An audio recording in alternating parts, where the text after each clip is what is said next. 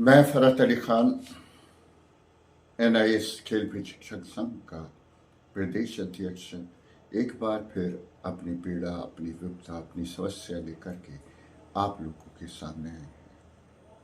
कहा जाता है कि जो भी विद्यार्थी अच्छा होता है, तरक्की करता है, तो उसमें उसकी सबसे ज़्यादा अहम भूमिका उसके शिक्षक की होती है। ऐसी ही कोई खिलाड़ी अगर ओलंपिक में गोल्ड मेडल लेता है तो उसके प्रशिक्षक की अहम भूमिका होती है।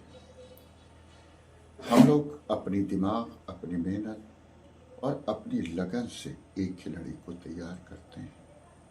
एवज में मिलता है हमें कुछ मानदेय, लेकिन कुछ दिनों से मतलब मैंने अपनी 23 साल के कैरियर में जो खेल विभाग से जुड़ा हुआ था, उसमें ऐसा बुरा वक्त कभी नहीं देखा कि हम लोग खेल प्रशिक्षण देने के लिए अपने जनपद से 90 किलोमीटर दूर रहते हैं। वहाँ पर किराया भी होता है, आने जाने का खर्चा होता है, बच्चों की फीसें होती हैं। ये एक अहम सी बात है जो मैं आप लोगों के सामने रख रहा हूँ। ठंडी आहें निकलती हैं जब ये सुनने में आता है कि एक मानदेय खेल प्रशिक्षक की मृत्यु हो गई, और अभी तक मुझे ये नहीं पता चला कि खेल विभाग या जो कंपनी हमें हायर किए हुए है उसने उस प्रशिक्षक के साथ क्या किया। कुछ न्याय मिला? उसका घर कैसे चलेगा?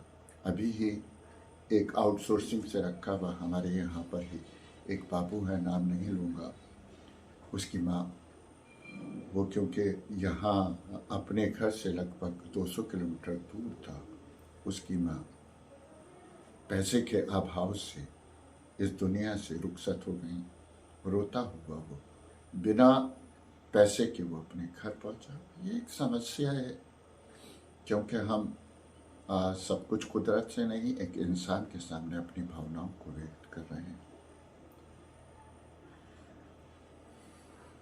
हमारे खेल निदेशालय उत्तर प्रदेश, खेल सचिव जी जो अभी अभी ओलंपिक में, पैरा ओलंपिक में सिल्वर मेडल लेकर के पहुँचे हैं, उनके कोच को मैं उस वक्त में मौजूद था। 9 लाख रुपए दिए गए। बहुत अच्छा लगा, और कहीं ऐसा लगा कि सरकार के शिक्षकों का भी सम्मान करना चाहती है, लेकिन हमारी सैलरी 3 महीने से नहीं मिली है। मैं अपने खेल विभाग, खेल मंत्रालय और खेल सचिव जी से ये निवेदन करना चाहूँगा आप लोगों के माध्यम से कि अगर हमें सैलरी नहीं मिलती है तो हमारे पास एक रास्ता बचता है सम्मानित तौर से, कि हम बिना चेतावनी दिए हुए अपनी जीवन लीला को समाप्त कर दें। ये एक प्रशिक्षक का दर्द है, इसे मैं चीख कर भी कह सकता था, लेकिन मेरी इन आहों से आप समझ जाइए कि हम चीख भी नहीं सकते।